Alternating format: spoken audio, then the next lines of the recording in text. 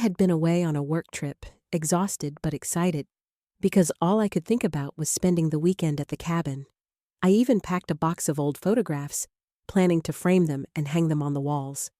That drive up the mountain road should have been pure joy, but instead, my heart froze the moment I saw it.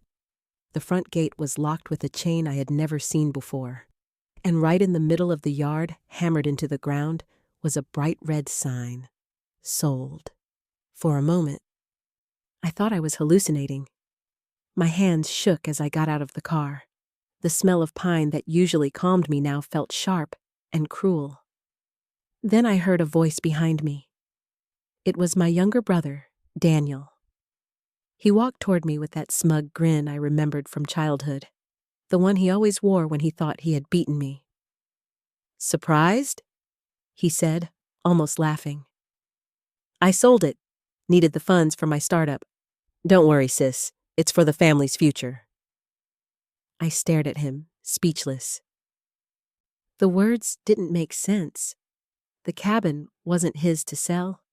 It was part of my inheritance from Grandpa, something he had entrusted to me because he knew how much it meant.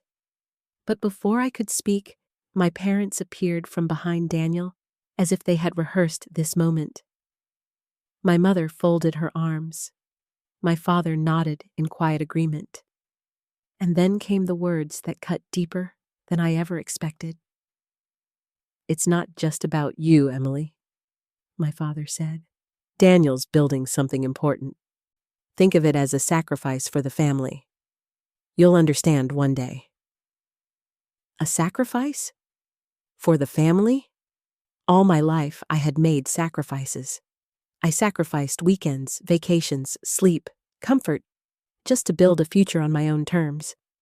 And now, the one place I thought was safe, the one piece of my grandfather's love that no one could take away, was being brushed aside like it was nothing but timber and nails. Daniel chuckled again, tossing his car keys into the air. "You'll be fine.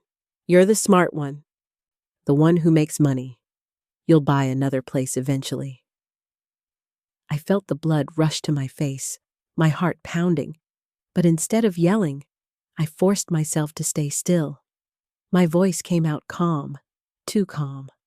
I looked Daniel right in the eyes, then at my parents, and said the only words that seemed to fit. "You think you outsmarted me?" That single question wiped the grin off his face for a split second. He didn't know it yet, but this was far from over. Sometimes betrayal doesn't arrive in the shadows. It stands in your driveway in broad daylight, smiling as if it owns you.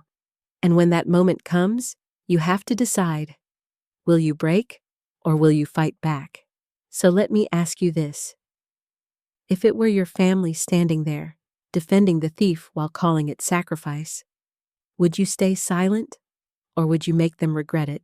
Hit that subscribe button if you have ever had family members who thought your possessions were theirs to claim without asking. You will want to see how this story unfolded, because the seeds of it were planted long before the sold sign appeared in front of my cabin. My love for that cabin began when I was just a little girl, maybe 7 or 8 years old, following my grandfather around the woods with muddy boots and wide eyes. Grandpa was a patient man.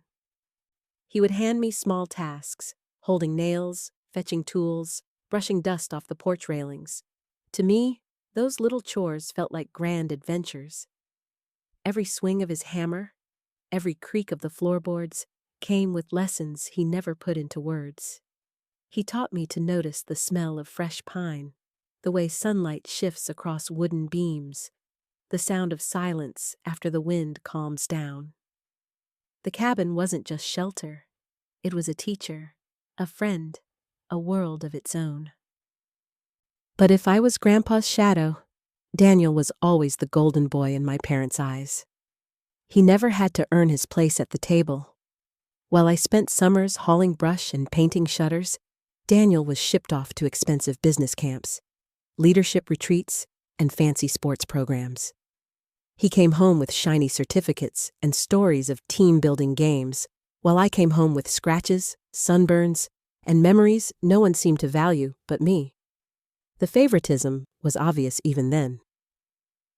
When Daniel wanted a new computer, my parents bought it within a week. When I asked for a simple set of paints to decorate the cabin walls, my mother sighed and said, "Maybe next Christmas." I learned early on that what Daniel wanted was considered investment, and what I wanted was considered extra. Still, I didn't complain, because every time I walked through that cabin door, Grandpa's smile erased the sting of being second best. He would clap me on the shoulder, hand me a glass of lemonade, and say, "You've got the spirit of this place in you, Emily." I held on to those words like they were gold. Daniel, on the other hand, never cared for the cabin. He called it boring. A shack in the woods, even as Grandpa poured his heart into keeping it alive. Sometimes, when my parents wanted to punish me for talking back or for slipping grades, they would keep me from going to the cabin. That hurt more than anything. It was like being cut off from the one place where I felt I mattered. Looking back now, I can see how those small cuts added up. My brother grew up believing that everything he touched could be his, that rules were made to bend for him, and that family would always clean up his mess. I grew up believing that if I wanted to hold on to something, I had to fight for it tooth and nail. So when Daniel smirked in my driveway years later, telling me he had sold my inheritance to fund his dream, I realized something important. This wasn't a new betrayal. It was just the latest chapter in a story that had been unfolding my whole life. And the more I thought about it, the clearer it became. If I didn't draw the line now, he would keep taking until there was nothing left. When I finally left home and started working, I carried with me two things: my grandfather's lessons and the determination never to depend on anyone else again. While Daniel was busy chasing flashy dreams with my parents' money, I took the longer, harder road. I entered the world of real estate, a business that rewards patience but punishes weakness. The hours were brutal. My first year, I worked nearly 70 hours a week, often eating dinner out of paper bags in the office, my eyes burning from staring at contracts. Most of my friends spent their 20s traveling, shopping, or partying. I spent mine clipping coupons, living in a tiny apartment, and driving a car so old it rattled at every red light. Every paycheck I earned had a purpose. Some went into bills, but the rest went into a single fund marked with one word: cabin. It wasn't easy. There were nights when I sat on the edge of my bed, staring at the numbers in my bank account, wondering if I was being foolish. Who sacrifices so much for an old wooden house in the woods? But every time I doubted myself, I remembered the way Grandpa's hand felt steady on my shoulder, the way his eyes softened when he said I had the spirit of the place inside me. That memory silenced the doubts better than any pep talk. Eventually, I saved enough to start the restoration. The cabin had grown weary with time: broken shutters, leaky pipes, a roof that seemed to sigh under the weight of every storm. I poured myself into it the way some people pour themselves into art. Every weekend, I drove up to Vermont with gloves, tools, and plans. I sanded the floors until they shone again. I replaced windows one by one, watching sunlight pour back in where there had once been darkness. It wasn't just about fixing wood and nails.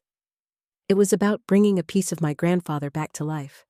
When I touched those walls, I could almost hear his voice telling me I was strong enough. And little by little, the cabin transformed from a fading memory into a living sanctuary. Meanwhile, Daniel lived a different life. He bounced from one idea to the next, chasing startups and schemes, burning through money as if it grew on trees. My parents excused everything, telling me, "He just needs time, Emily. One day his big break will come." I bit my tongue. because I knew their vision of a future built on Daniel's luck was nothing compared to the one I was building with my own two hands. By the time I was 30, the cabin was more than restored. It was mine in every sense. Every beam, every nail, every polished window carried both my sweat and my soul. On some evenings, I would sit on the porch with a cup of tea, watching the sky turn orange, and feel something I had never felt in my parents' house: peace. The cabin didn't just stand as a home. It stood as proof that I could carve out a life on my own terms, no matter how uneven the playing field had been growing up. It was the one place no one could belittle, no one could take away. At least, that's what I believed. Because back then, I had no idea my own family was already plotting to rip it from me. The night after I saw the sold sign, I couldn't sleep. I sat at my kitchen table with the deed in my hand, running my fingers over the embossed seal, reminding myself that the cabin was mine, legally and rightfully. But doubt crept in. How could Daniel have convinced anyone to hand over money without the proper documents? Something didn't add up. The next morning, I drove straight to my parents' house. They greeted me with tight smiles, as if pretending everything was normal. But I was past pretending. I laid the deed on the table between us and said, "Show me the papers. Show me how you sold what wasn't yours." My mother shifted uncomfortably, her eyes darting to my father. He cleared his throat and reached for a folder on the counter. When he handed it to me, I felt a chill crawl up my spine. Inside were sales contracts, transfer forms, even a copy of my signature at the bottom of the agreement. For a moment, I was speechless. Then the realization hit me like a punch. "You forged my name?" I whispered. Neither of them denied it. My mother folded her arms and said coldly, "It was necessary. Daniel needed backing for his startup, and you wouldn't have agreed. We did what had to be done." I felt my hands tremble as I turned to Daniel. He was lounging in the armchair, sipping coffee as if this were all some kind of game. When he caught my eye, he smirked. "Relax, Emily. It's just a cabin. You're in real estate. You'll make enough to buy 10 more. This one was better put to use." His arrogance burned hotter than the betrayal itself. I thought of the years I had worked, the weekends I had spent sanding floors, painting walls, fixing leaks. I thought of Grandpa's steady voice telling me this place would always be mine. And now, Daniel was tossing it aside with a laugh. My father tried to soften the blow. "We know you loved it, Emily, but you have to understand, Daniel has potential. He just needed a chance, and family supports family." Family. They spoke that word like it was a weapon. I had supported myself for years, never asking for help, never draining them for money or favors. Yet when Daniel came calling, they gave him not just their support, but mine as well, stolen through lies. I felt my chest tighten, anger rising like fire. For a second, I wanted to scream, to throw the forged papers back in their faces. But something in me shifted instead. The trembling in my hands stopped. My breathing slowed. I looked Daniel in the eye, then glanced at my parents, and a strange calm settled over me. I slid the papers back across the table, pushed the chair in, and stood tall. My voice was steady, almost icy. "You think you outsmarted me?" The room went quiet. Daniel laughed uneasily, but I saw the flicker in his eyes. My parents exchanged nervous glances. They thought they had won, but they had no idea what was coming. Because while they were busy forging signatures and celebrating a false victory, I had already taken steps to protect what mattered most. And soon, they were going to realize that every move they had made had set the trap tighter around them. The silence in that room lingered like heavy smoke. My parents shuffled uneasily, but Daniel kept smirking, twirling his coffee spoon as if I was just throwing a tantrum. He leaned back in his chair and said, "Come on, Emily. Don't act like this is the end of the world. You're smart. You'll bounce back. I needed this more than you ever did." His arrogance no longer cut me. It clarified things. He thought I was beaten, powerless, just another obstacle he had stepped over. What he didn't know was that I had prepared for this exact kind of betrayal long before it ever happened. I picked up the forged papers, studied them for a moment, then set them back down gently. "You really believe you sold my cabin?" I said slowly. "That's interesting." Daniel raised an eyebrow. "What do you mean? The buyer's already wired the money. It's done. No going back." That's when I felt the first spark of satisfaction ignite inside me. I straightened my shoulders and let my voice sharpen. "You didn't sell my cabin. You sold a fantasy." Confusion flickered across his face, and for once, he didn't have a quick comeback. My parents looked at each other, alarm slowly dawning. I pulled a small envelope from my bag and slid it across the table. "Open it," I said. My father hesitated before tearing it open. Inside were documents bearing a different seal, thicker paper, bolder signatures. He skimmed the first page, then froze. My mother leaned over his shoulder, her lips parting as the truth set in. "2 months ago," I continued, "I moved the cabin into a legal trust under the care of my attorney. I'm the sole beneficiary, which means no matter what you forged, no matter what Daniel claimed, you never had the right to sell it. Legally, the cabin hasn't belonged to me personally for weeks. It belongs to the trust. And the trust does not recognize your little stunt." Daniel's face drained of color. "That's impossible," he muttered. "The buyer already signed." "The buyer signed a fake." I cut him off. "A worthless contract that won't stand for a second in court. You can't sell what you don't own. And you, Daniel, sold nothing but air." The smirk vanished from his lips, replaced by something rawer. Fear. My parents stared at the papers in silence, their defense crumbling faster than the lies they had built. I leaned forward, my voice low but steady. "So tell me, how do you plan to explain this to the man you took money from? How do you think he'll react when he realizes he's been scammed?" For the first time, Daniel couldn't look at me.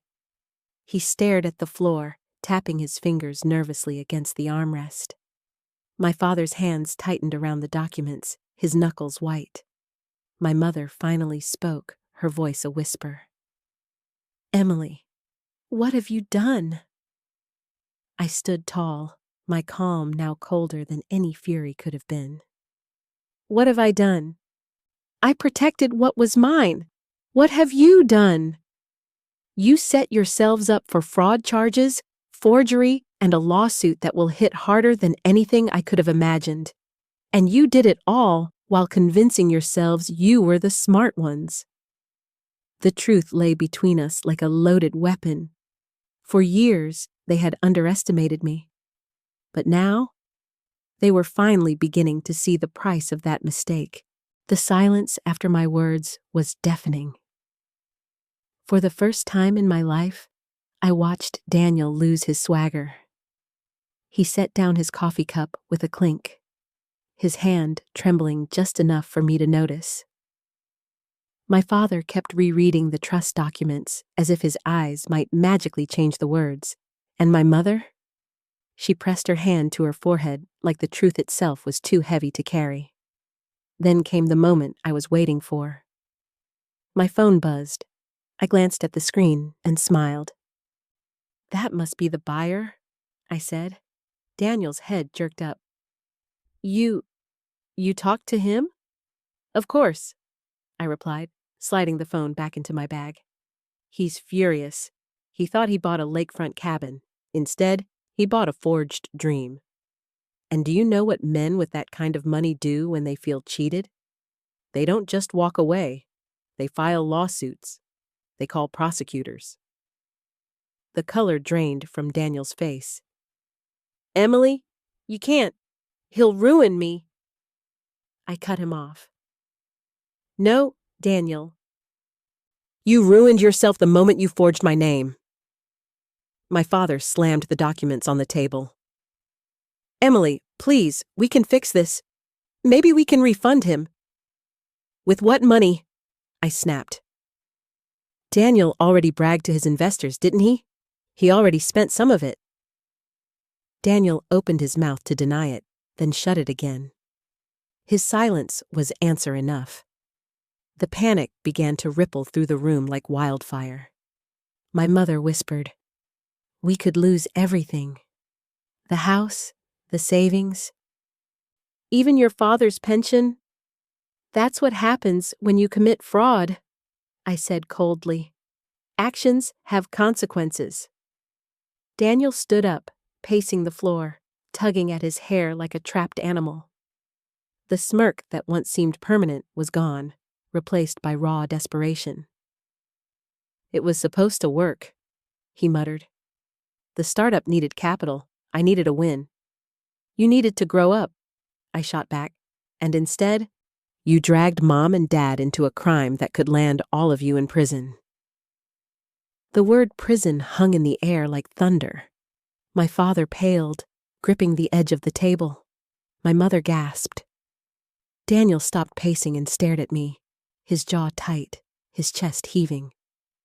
For once, the golden boy couldn't charm or bluff his way out. I felt an unfamiliar strength rising in me. For years, I had been the quiet one, the one they overlooked, the one told to sacrifice for the family's future. Now, here they were, staring at the wreckage of their choices, and I was the only one standing tall. I leaned closer, lowering my voice so they had to strain to hear. "The buyer has already spoken to my lawyer. He's pressing charges unless every cent is returned.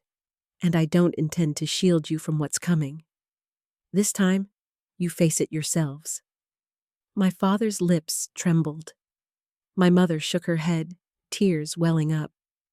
Daniel whispered, "Emily, please, don't do this." But it wasn't me doing this. It was them, all of them. And now, for the first time, they would finally taste the weight of consequences they had avoided their whole lives. I picked up the trust papers, slid them back into the envelope, and stood. "Good luck explaining this mess to the man you conned," I said, turning toward the door. "You wanted to play games with my inheritance. Now, you get to live with the outcome." The slam of the door behind me was the sweetest sound I had ever heard. In the days that followed, the panic I had left behind only deepened. Calls began pouring in, from the furious buyer, from Daniel's so-called investors, even from a lawyer representing one of his business partners. Every message told the same story. The scam had exploded in their faces, and there was no way out without paying the price. I stayed quiet at first, letting the weight of it crush them. For once, I wasn't the one scrambling to fix everything. Then, after 3 sleepless nights on their end, my parents asked me to meet. We sat in their living room, the air heavy with shame. Daniel was there too, slouched on the couch, dark circles under his eyes. He looked nothing like the confident brother who had once bragged about outsmarting me. My father started with trembling hands folded together. "Emily, we need your help. If you could just talk to the buyer, maybe explain." "No," I said firmly. "This isn't mine to clean up. You forged my name. You made the deal. Now you'll face it." Daniel leaned forward, his voice cracking. "I'll lose everything. My car, my apartment, the business." I cut him off. "Then sell them. Sell every shiny thing you bought to impress people. You wanted to play entrepreneur with my inheritance, now pay your debt like a man. My mother burst into tears, but I didn't flinch. For years I had watched them excuse him, pamper him, and let me carry the burden of being the responsible one. This time, I wasn't bending. "I'll tell you what I am willing to do," I said, my voice steady. "I'll sign a release confirming that the cabin was never part of your deal. That will protect the property from further disputes. But in exchange, I want 3 things." They waited, holding their breath. "First," I continued, "Daniel repays every cent of the fraud. If that means selling his car, his furniture, even that ridiculous watch he flaunts, so be it. Second, every investor gets notified that he alone acted without authority. You, Mom and Dad, will sign a notarized statement admitting what you did, how you forged my signature. And third," I paused, letting the silence sharpen, "you will sign an agreement in front of a lawyer that you will never touch, borrow, or interfere with my inheritance again. Not now, not ever." My father's face crumpled, but he nodded. My mother whispered through her tears, "We'll sign." Daniel slammed his fist against the armrest. "You're humiliating me." "No," I said coldly. "You did that to yourself. I'm just making sure it never happens again." The fight drained out of him, leaving only bitterness. He knew he had no choice. The buyer was pressing charges, and without my cooperation, the whole family could face court. They were cornered, and I held the key. The following week, we met at my lawyer's office. One by one, the signatures were placed on paper, black ink sealing the shame of their betrayal. Daniel's pen scratched angrily across the page, my mother's hand shook, and my father signed with a heavy sigh. When it was over, I folded the agreement neatly and slipped it into my folder. For the first time in years, I felt the balance shift. I wasn't the overlooked daughter anymore. I was the one who held the line, the one who finally demanded respect on my terms. As we walked out, Daniel muttered under his breath, "You'll regret this." I stopped, turned, and looked him dead in the eyes. "No, Daniel. The only people living with regret will be the ones who thought they could steal what was never theirs." The first morning I returned to the cabin after everything was settled, the air felt different. The woods greeted me with their familiar silence, but it was no longer the silence of loneliness. It was the silence of victory. I pushed open the cabin door, the hinges creaking the same way they always had, and stepped inside with a sense of relief that flooded through my entire body. The place smelled like pine and old wood, with just a hint of the lemon oil I had used on the floors months earlier. Dust motes danced in the sunlight streaming through the windows I had restored with my own hands. Every corner of the cabin whispered back pieces of my life. Here was the porch I had painted at 16, sweating under the July sun, while Grandpa told stories about his boyhood. There was the fireplace where we once sat sipping hot cocoa during a blizzard, the flames reflecting in his kind eyes. I dropped my bag by the door and walked slowly from room to room, running my fingers across the woodwork. This wasn't just a house. It was the journal of my youth, written in nails and beams, in sweat and love. For years, I had feared that my family's greed could erase that journal. But now, standing here, I realized nothing could erase it as long as I held firm. I paused by the window overlooking the lake. Outside, the water shimmered in the morning sun, calm and endless.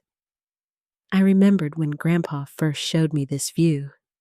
He had said, "Emily, this cabin will teach you something your brother may never learn. What it means to honor what is given, not just take what you want." Back then, I didn't fully understand. But now, his words rang clear as a bell. I pulled out a small box I had brought with me. Inside were photographs I'd been saving, pictures of Grandpa in his work clothes, of me as a little girl standing proudly with a hammer far too big for my hands, of the cabin in different stages of its life. I began hanging them carefully on the wall, one by one, each frame a memory made permanent. With every nail I tapped into the wood, I felt lighter. The cabin had survived betrayal, just as I had, and together we had proven something important: that love and integrity outlast lies and greed. Daniel's voice echoed in my head, his angry promise that I would regret this. But as I looked around, regret was the last thing I felt.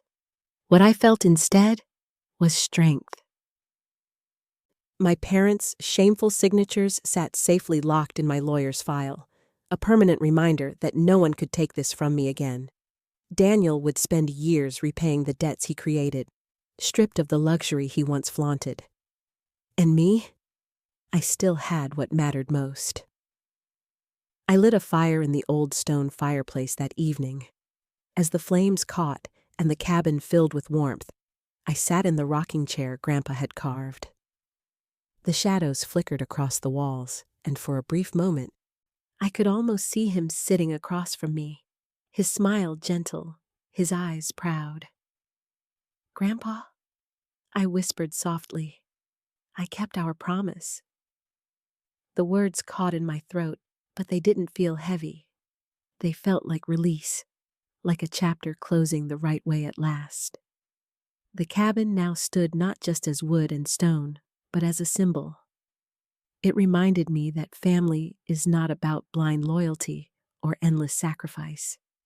True family honors each other's labor, respects each other's boundaries, and never excuses betrayal under the guise of love. Some people say blood is thicker than water, but I've learned that loyalty, honesty, and respect are thicker than both.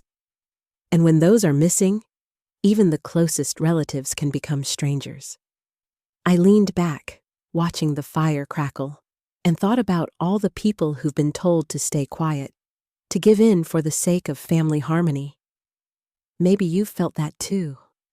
Maybe someone you trusted used your love as leverage, or tried to convince you that sacrifice was your duty while they took everything for themselves. If you've ever been in that position, then you already know. Silence doesn't protect love, it only protects betrayal. And sometimes, the bravest thing you can do is to finally say no. So as I sat there in the glow of the cabin's firelight, I made myself another promise. Not just to keep the cabin safe, but to keep myself safe from ever being diminished again. Because what I learned is this: you don't owe your peace, your inheritance, or your happiness to people who see you only as a resource to exploit. And maybe that's something worth remembering for all of us.